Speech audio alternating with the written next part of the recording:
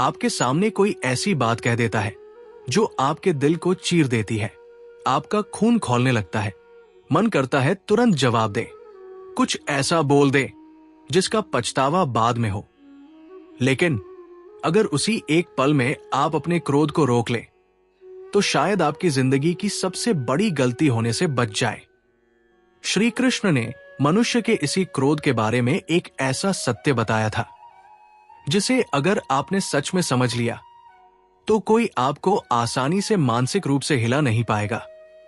और आज की इस वीडियो में हम जानेंगे क्रोध वास्तव में पैदा कहां से होता है, क्यों कुछ छोटी सी बातें भी हमें अंदर से जला देती हैं, और सबसे महत्वपूर्ण, श्री कृष्ण के बताए उस मार्ग को कैसे अपनाएं जिससे क्रोध आने के बाद भी आपका मन आपके नियंत्रण में रहे। लेकिन वीडियो को अंत तक जरूर देखना, क्योंकि अंत में मैं आपको एक ऐसा छोटा सा नियम बताऊंगा जिसे क्रोध के समय सिर्फ कुछ सेकंड अपनाकर आप अपनी प्रतिक्रिया बदल सकते हैं। क्रोध आता क्यों है? हम सोचते हैं कि उस इंसान ने मुझे गुस्सा दिलाया, लेकिन श्री कृष्ण की शिक्षा हमें इससे कहीं गहरी बात समझाती है। क्रोध केवल बाहर की घटना से पैदा नहीं होता। क्रोध हमारे भीतर की उस इच्छा से पैदा होता है जो पूरी नहीं हुई।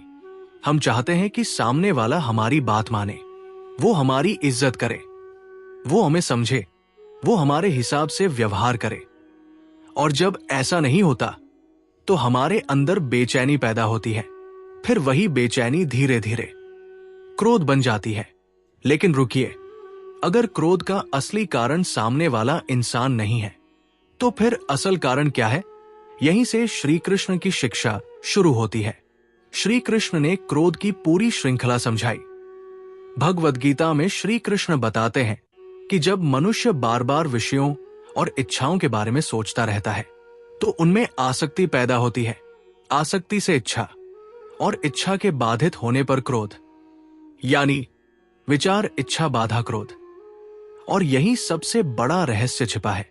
अगर आप क्रोध को खत्म करना चाहते हैं तो आपको केवल क्रोध से लड़ना नहीं है, आपको उस इच्छा को पहचानना है जिसके टूटने से क्रोध पैदा हुआ।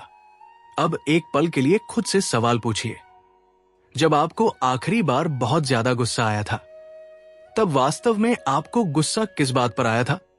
क्या किसी ने आपकी बात नहीं मानी? क्या किसी ने आपका अपमान कर दिया? क्या किसी ने आपकी उम्मीद तोड़ दी?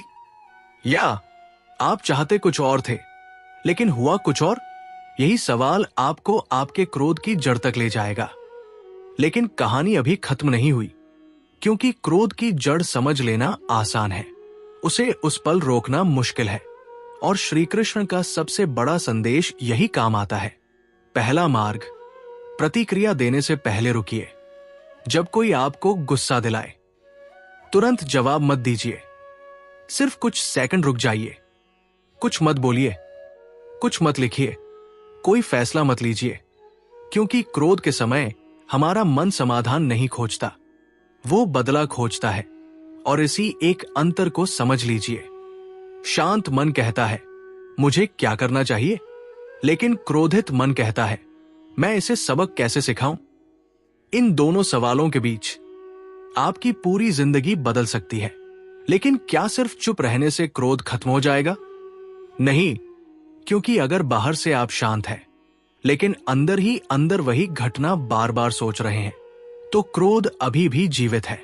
आप कहेंगे उसने मेरे साथ ऐसा क्यों किया, मैंने उसे ऐसा जवाब क्यों नहीं दिया, अब अगली बार मैं उसे दिखाऊंगा। और यही सोच क्रोध को दोबारा जन्म देती है। इसलिए श्री कृष्ण की शिक्षा केवल बाहर की प्रतिक्रिया रोकने की नहीं है, वो मन को नियंत्रित करने की शिक्षा है। दूसरा मार्ग, अपने मन को अपना मालिक मत बनने दो। श्री कृष्ण कहते हैं कि मनुष्य स्वयं अपना मित्र भी बन सकता है और स्वयं अपना शत्रु भी। सोचिए, एक ही मन लेकिन दो परिणाम। जब मन आपके नियंत्रण में है तो वही मन आपकी शक्ति है, और जब आपका मन आपके नियंत्रण से बाहर है तो वही मन आपकी सबसे बड़ी कमजोरी बन जाता है। इसलिए अगली बार जब क्रोध आए, अपने आप से ये मत कहना मुझे गुस्सा आ रहा है, इसके बजाय कहिए मेरे अंदर क्रोध उत्पन्न हो रहा है और मैं इसे देख रहा हूं। बस इतना सा बदलाव आपको क्रोध से थोड़ा अलग कर देता है। अब आप क्रोध नहीं हैं, आप क्रोध को देखने वाले हैं। और जो व्यक्ति अपनी भावनाओं को देख सकता है, वो धीरे धीरे उन भावनाओं पर नियंत्रण भी पा सकता है। लेकिन अब सबसे महत्वपूर्ण बात, मान लीजिए कोई आपको बहुत बुरा बोल देता है। आप शांत रहने की कोशिश करते हैं, लेकिन अंदर से आवाज आती है, अगर मैंने जवाब नहीं दिया तो लोग मुझे कमजोर समझेंगे। यही बहुत लोग गलती करते हैं। उन्हें लगता है कि क्रोध छोड़ने का मतलब कमजोर बन जाना है, लेकिन नहीं। शांत रहना कमजोरी नहीं है, अपने ऊपर नियंत्रण रखना सबसे बड़ी शक्ति है। आग को आग से नहीं बुझाया जाता। कई बार आग को बुझाने के लिए पानी चाहिए होता है। उसी तरह क्रोध का जवाब हमेशा क्रोध नहीं होता, कई बार विवेक होता है। तीसरा मार्ग, व्यक्ति नहीं परिस्थिति देखिए। जब कोई आपको चोट पहुंचाए तो तुरंत उस व्यक्ति को अपना दुश्मन मत बना लीजिए। एक पल रुककर सोचिए, उसने ऐसा क्यों किया? हो सकता है वो स्वयं किसी परेशानी में हो सकता है उसे अपनी गलती का एहसास ही न हो सकता है वह भी अपने क्रोध का शिकार हो। इसका मतलब ये नहीं कि गलत व्यवहार को स्वीकार कर लें, नहीं, जहां जरूरी हो वहां सीमा बनाइए। लेकिन सीमा बनाना और क्रोध में जलना दोनों अलग बातें हैं। आप बिना नफरत के भी किसी से दूरी बना सकते हैं। आप बिना चिल्लाए भी अपनी बात रख सकते हैं, और आप बिना बदला लिए भी अपनी गरिमा बचा सकते हैं। अब वो नियम जिसे मैंने शुरुआत में बताया था, जब भी आपको बहुत तेज क्रोध आए, उस समय कोई बड़ा फैसला मत लेना, न कोई मैसेज भेजना, न कोई रिश्ता तोड़ना, न कोई कठोर शब्द बोलना, न कोई बदला लेने की योजना बनाना। बस खुद से एक सवाल पूछना, क्या मैं इस फैसले को कल भी सही मानूंगा? अगर जवाब नहीं है तो आज उस फैसले को मत लो, क्योंकि क्रोध कुछ मिनटों का हो सकता है, लेकिन उसके परिणाम कई साल तक साथ रह सकते हैं। और अब श्री कृष्ण की शिक्षा का सबसे गहरा हिस्सा, आप दुनिया को नियंत्रित नहीं कर सकते। हर इंसान आपकी इच्छा के अनुसार व्यवहार नहीं करेगा, हर कोई आपकी इज्जत नहीं करेगा, हर परिस्थिति आपके हिसाब से नहीं चलेगी। लेकिन आप अपनी प्रतिक्रिया को नियंत्रित कर सकते हैं।